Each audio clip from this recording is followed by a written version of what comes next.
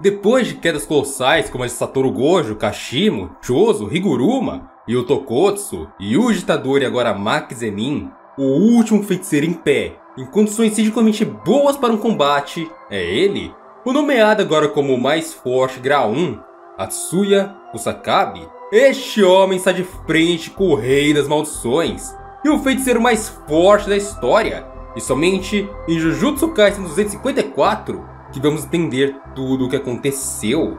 Nesse momento, estamos no aguardo para o próximo capítulo de Jujutsu.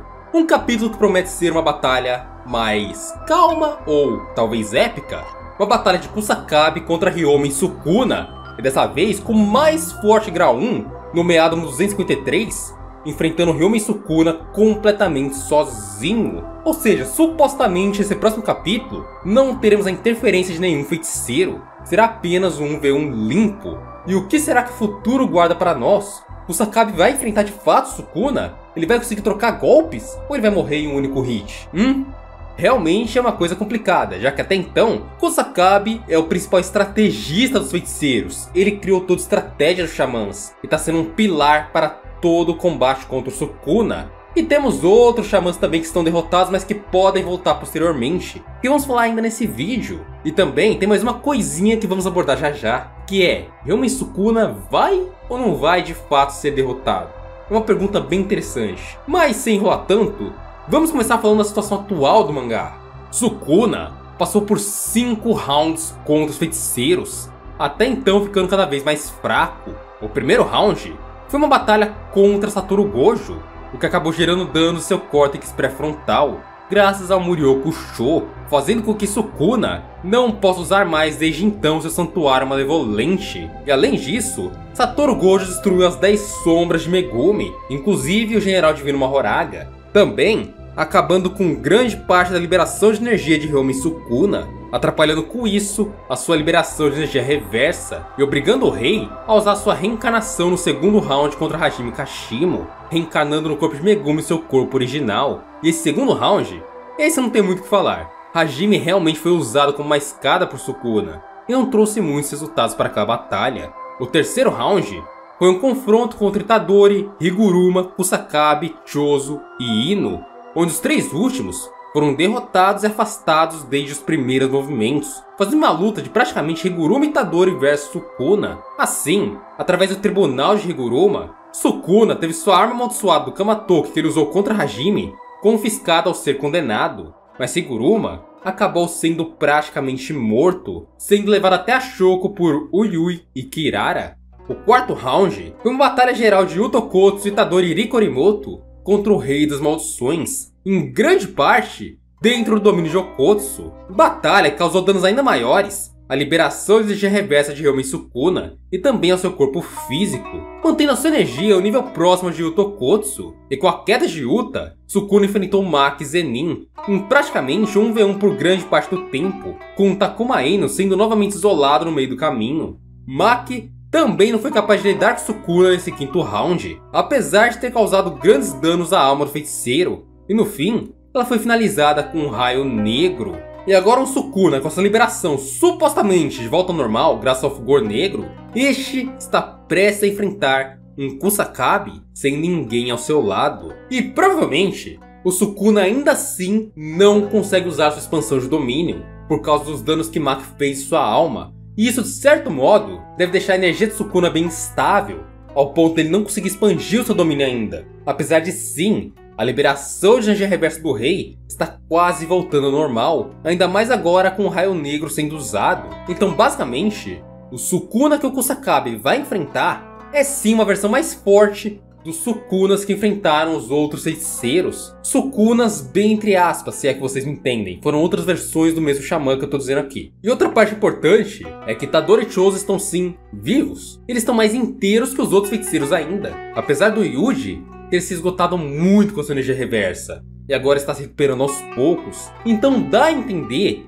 que no meio desse combate no Kusakabe, provavelmente o Yuji e o Chozo vão entrar no combate de novo. Lembrando que o próprio Chozo deveria estar dentro do domínio do Okotsu, mas foi algo que fugiu um pouquinho dos planos e foi apenas a Ariko, o Yuta e o Itadori. Então primeiro, o Kusakabe vai de fato enfrentar sozinho, mas pode ser que conforme ocorra a luta, Itadori e Choso sejam os primeiros a entrar nela. Fora que temos ainda o corpo do Yuta e Arika sendo levados por Uyui até a Shoko. Então depois pode ser que Yuta ainda volte, e Maki não é confirmada como morta, então ela também pode acabar voltando em algum momento. E talvez mais pro final da luta, todos os feiticeiros reunidos enfrentem o Sukuna de uma vez. Ok, mas o que o Kusakabe nesse momento pode fazer de verdade? Vamos entender um pouquinho sobre esse grau 1, e é importante frisarmos que ele é um professor da escola Jujutsu, e até então é o principal estrategista por trás de todos os movimentos de cada um dos xamãs até a batalha de agora contra o Ryomen Sukuna, um verdadeiro líder com grande intelecto. Então, ele decidir por lutar é realmente uma escolha que não deve resultar no fim de sua vida. Pelo menos, parece ser algo que ele acredita que vai acontecer. E sim, fugir dos confrontos e colocar sua vida em risco é algo normal para Kusakabe. Assim como ele induziu Panda em Shibuya, guiando o aluno por um caminho onde supostamente não se encontrariam com grandes obstáculos ou classes especiais. Só não contando com a luta de Jogo com Sukuna, Kusakabe também decidiu por somente entrar no confronto contra o Sukuna quando Hiromi Higuruma fosse confiscar a técnica do Rei das Maldições. Afinal, ele não queria lidar com nem Clivares ou Desmantelares. E quando percebeu que tudo havia dado errado, mesmo com condições de luta, ele acabou deixando o confronto para os outros. E todas essas decisões foram sábias para sua sobrevivência. Afinal, no mundo Jujutsu, aqueles que respeitam o medo normalmente sobrevivem. E até o momento atual da obra, a decisão de enfrentar Sukuna é a segunda vez que Kusakabe resolve de fato lutar sem pensar em fuga. A primeira vez foi lá em Shibuya, quando se encontrou com os aliados de Geto, no caso Toshihisa Negi e Manami Suda, provavelmente na época, entendendo que os dois não eram perigosos bastante para oferecerem perigo à sua vida, só pensando em fugir quando de fato presenciou Sukuna enfrentando o jogo. Meimei também afirma que Kusakabe é o único que alcançou o grau 1 sem ter uma técnica inata. E como vimos, ele alcançou o ápice dessa classe desse mesmo jeito, sendo um mestre espadachim no que chamamos de novo estilo das sombras, técnicas usadas também por Miwa, que não tem uma técnica inata. E temos que estar também uma segunda vez que Kusakabe agiu com coragem em Shibuya, que foi quando ele parou um Uzumaki do Kenja com mirada em Miwa, apenas usando sua katana e supostamente domínio simples. E bom, esses foram os principais feitos de luta de Kusakabe na obra inteira. Até então, o máximo do máximo que vimos dele foi ele parando desmantelar o Sukuna com seu domínio simples. E não parando necessariamente, mas aliviando os cortes, tanto nele como em Higuruma. E isso é algo realmente muito pequeno para alguém que vai enfrentar o Sukuna sozinho. Então esperar que ele é o ápice do grau 1 realmente não era algo tão cogitado antes desse capítulo. Então pode ser que a autora de Gekutami guarde ainda algo especial para esse personagem. Afinal ele citou outra pessoa que não sabemos quem é também, que é o Sami. E isso pode ser entre aspas um plot ou algo que ele tenha que nunca tenha revelado para ninguém. Então vamos esperar um pouquinho. Afinal, um grau 1 sem técnica inata nenhuma ainda assim é um cara muito estranho. E ok, agora vem a pergunta. Sukuna será derrotado? Vamos ter que pensar um pouquinho mais para chegar nessa conclusão. Nesse momento, o rei está em êxtase com sua liberação retomada. Ou seja, podemos dizer que por enquanto, ele é de fato invencível. E Kusakabe, com toda a certeza do mundo, vai perder se lutar sozinho, independente de qualquer coisa que ele faça. Mas pode acontecer de os feiticeiros retornarem para a batalha e Itadori está retomando aos poucos a sua energia reversa e recuperando seus membros que ficaram muito danificados, isso junto a Choso, que com certeza retornará para a batalha junto a seu irmão. Não temos certeza sobre o Tokotsu de fato estar morto. Como a Arika socorreu ele e levou ele rápido até a Shoko, pode ser que ele ainda esteja vivo, mas há uma grande chance sim de Okotsu retornar ainda, com a ajuda de Shoko e de sua própria energia. Porém, assim como foi explicado no review do capítulo, para tudo isso fazer sentido e ocorrer de forma natural, teriam que ser explicadas as condições da morte de Gojo. Teria que explicar melhor o que aconteceu ali, já que Yuta sobreviver e Gojo não, Satoru ter sido morto, seria uma falha drástica de roteiro, partindo do princípio que foram os mesmos cortes e até mesmo na mesma região.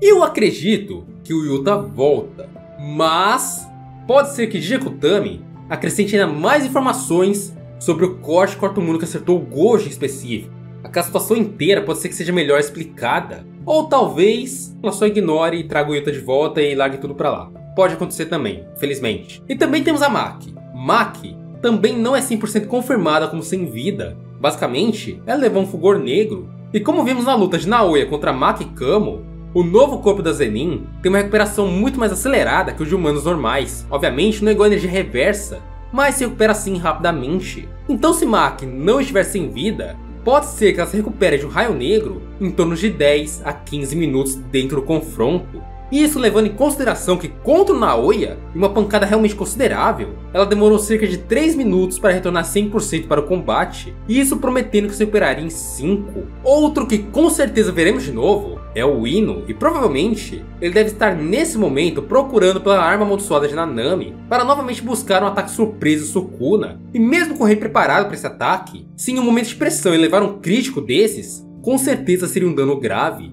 E pode acontecer também de em algumas semanas termos o resultado da luta de Uraumi com Hakari. Por enquanto, o Kinja está entre aspas segurando esse monstro, mas pode acontecer de alguém interferir nesse confronto, derrotar a Uraumi e levar Hakari para a linha de frente contra o Sukuna, o que sinceramente seria uma ótima escolha, algo extremamente sábio. Ir lá, ajudar a Hakari, derrotar a Uraumi e ir para o campo de batalha com ele, ainda mais se Okotsu realmente for retornar. Ter Hakari contra Sukuna ter realmente um tanque em campo de batalha, já que em seus jackpots ele consegue tancar qualquer coisa por pelo menos 5 minutos. Então seriam 5 minutos de uma pancadaria livre contra o Rei das Maldições. E com tudo isso pelo caminhar da obra, eu acredito sim que o Sukuna vai chegar em um ponto muito próximo de ser derrotado em cerca de 6 ou 8 capítulos. E quando esse ponto chegar, teremos a carta na manga que Kenjaku deixou a Sukuna, sendo essa ativada. Ou melhor dizendo, teremos aqui a presença da Super Maldição. Ou melhor, o que Kenjaku supostamente queria fazer no jogo do abate. Eu acredito sim que Jijikutami não vai deixar isso sem a gente ver. Ela terá que mostrar para os leitores o que tudo isso está valendo. E será através da derrota de Sukuna que esse plano de Kenjaku será colocado em prática. O herdeiro da vontade de Kenjaku não seria outro senão Sukuna. Afinal, o rei não se importa com mais ninguém além dele mesmo.